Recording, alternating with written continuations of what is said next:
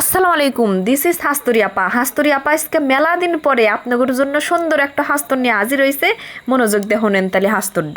আর এমনিটা থেকে আমি কামও হরি, আপনাদের হাস্তরও হুনাই। একটা বাচ্চা শকুন তার বাপের কাছে বায়না ধরছে যে আব্বা আমার না মানুষের গোস্ত খাইবার মন চাইছে, আমি আল্লাহ মানুষের গোস্ত খাবো। তখন বাপ কইতেছে যে ঠিক আছে বেটা, ধৈর্য ধর, আমি ব্যবস্থা করতেছি। তখন বাপ শকুন্ড উড়া যায়।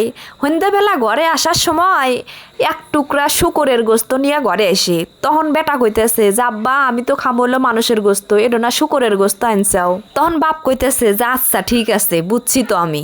তারপরে পরের দিন আবার উড়াল দিয়ে গেছে, যায় আবার ঘরে আসার সময় আনছে হলো গায়ে এক টুকরা মরা গরুর গোস্ত। বেটা কইতেছে যে আব্বা আমি তো এই গরুর গোস্ত খামু না, তুমি গরুর গোস্ত নিয়ে আইসাও, আমি তো খামু মানুষের গোস্ত। তখন বাপ হলো কি শুকরের গোস্তের টুকরা আর গরুর গোস্তের টুকরা নিয়ে আবার উড়াল দিল।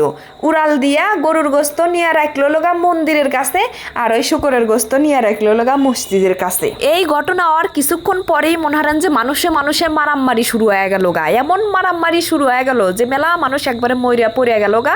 তখন শকুন তার বেটাক নিয়ে এসে মানুষের গোস্ত খাওয়া শুরু হইলো। খাতি খাতি বাচ্চা শকুন তার বাপে খোঁজ করতেছে যে আব্বা এতগুলা মরা মানুষ কি ভরে হিনে আসলো। তখন বাপ শকুন কইতেছে যে এই মানুষ জাতটুই এবা আল্লাহ এগরের সবচাইতে শ্রেষ্ঠ জীব হিসেবে দুনিয়ার সৃষ্টি হচ্ছে, কিন্তু ধর্ম আর রাজনীতির ব্যাপারে এরা আমাগরছেও হিংস্র ব্যাপারে। তখন বাচ্চা শকুন কইতেছে যে তুমি ধর্ম ব্যবহার হলে কতগুলো নিরীহ মানুষ মরে গেল গা, রাজনীতি ব্যবহার হলেই তো পারলেনি। তখন বাপ শকুন আইসা কইতেছে যে তাতেও নিরীহ মানুষই মরলেনি, কিন্তু ধর্ম ডলগা মানুষের বেশি আবেগের জায়গা, তাই ফলটা আমরা তাড়াতাড়ি পাচ্ছি। কিন্তু রাজনীতি বিষয়টাও জটিল, শুরু হইতে সময় লাগে, একবার শুরু হইলে আর থামে না।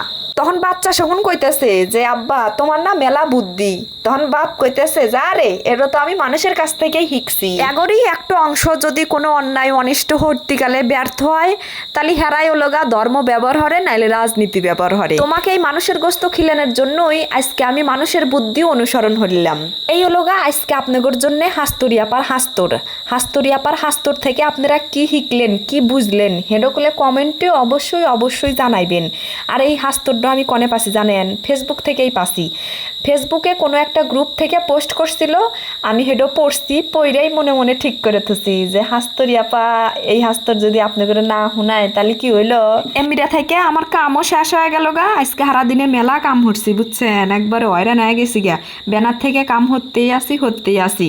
এখন এই যে আমার গাছ টাছ গাড়া হয়ে গেছে গা, এখন আল্লাহ পানি দেই। কাম হতে একটু কাম ভুল হয়ে হেলে দিছি। হেডো লগা এই গাছটু কি আমি তুলে আবার গেলাম কি আমি যে না আসলে হুনেই থাকলেনি, আমি খালি উপর দা ফাউস দিলাম আনি আল্লাহ মাটি চাটি আলগা হইয়া দিয়ে পানি দিলি হইলেনি।